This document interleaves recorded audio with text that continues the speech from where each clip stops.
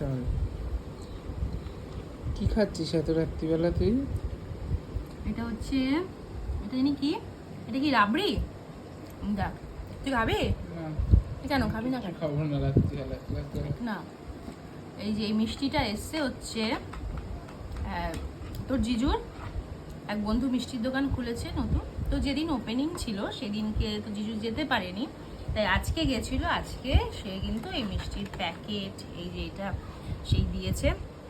এই দেখ মিষ্টি, কি মিষ্টি দেখবি? চাবি না তো একটাও? না। ঠিক তো, মনে থাকবে তো তোর? আচ্ছা দেখাচ্ছি, কিন্তু লোভ দিবি না কিন্তু। দেখ, তুই বাদে আমরা বাকি 3 জন খাবো। কটা করে আছে? 1 2 3 4 5 6 7 8, ও হয়ে যাবে, তোকে বাদ দিয়ে দেবো। 4 জন, দুটো। সবগুলো খাবি তুই?